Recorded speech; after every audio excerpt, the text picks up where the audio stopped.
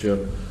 In July 2021, you produced a report when the header is the investigation into complaints about the adequacy of DWP's communication of changes to state pension age, and you said in that you found that the maladministration led to a delay in DWP writing directly to women about changes to their state pension age.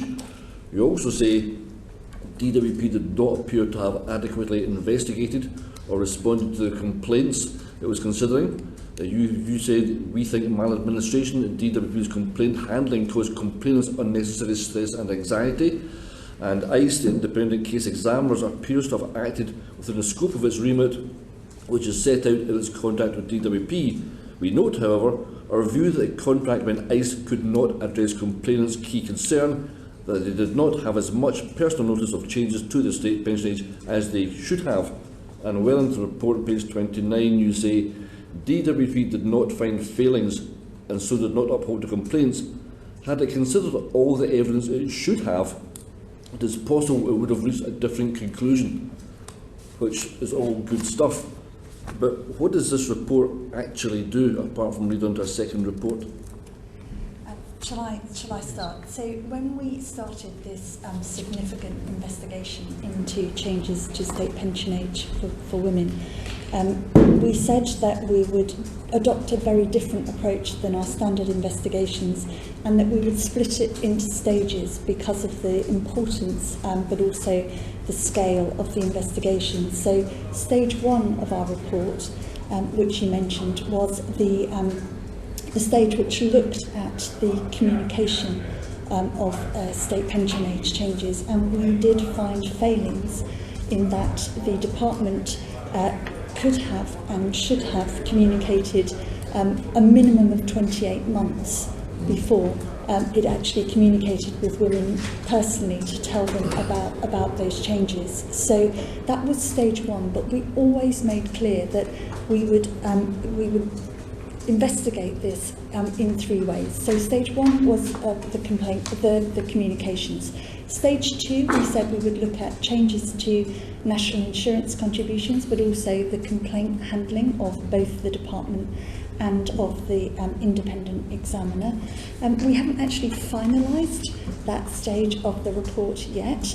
We are just in the process of receiving and analysing the very extensive comments that we've had from the department and from the complainants that have brought the complaints to us. And then stage three is for the injustice that we have found, what is the remedy and what will we recommend to the department? Because of the time this is taking, we're evaluating many thousands of pages of evidence that have been supplied. What we've said is we will aim to move very quickly to the stage three remedy. We're hoping to do that as early as possible in the new year, so that we will then publish the entirety of our findings, including the recommendations that we will make to the department for the failings we've already found and any that we will find in stage two. So when will report 2 be produced? As I say, I'm hoping for early in the new year, the final report. Stage 3. That's for stage 2.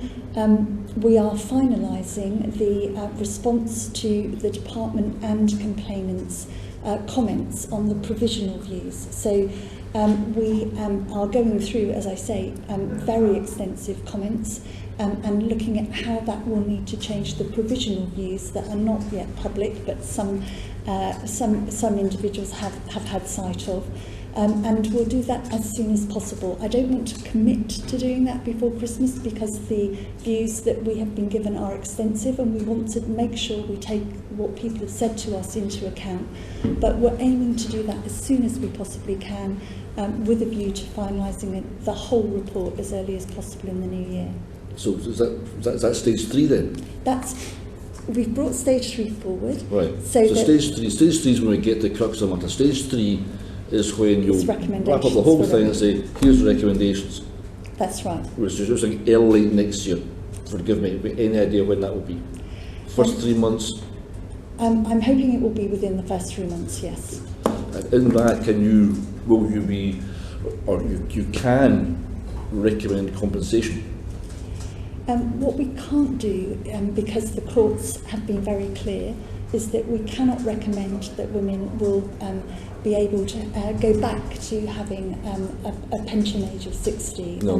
and the differential. The It's courts not, are really it's clear not on that. talking about compensation for those We who can missed out. recommend compensation for the maladministration.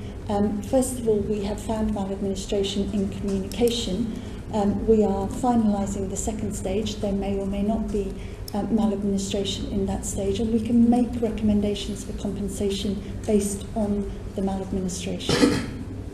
If I'm hearing you right, you can say it's the maladministration, here's some compensation.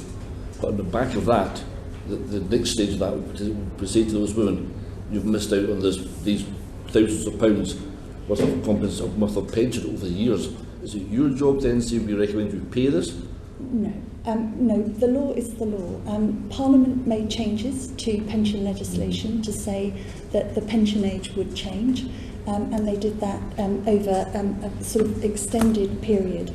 And the courts have been very clear that that is the decision of Parliament. Parliament decided to change the pension age. So there's nothing that we can do that would say or recommend to the department that the pension age should be changed.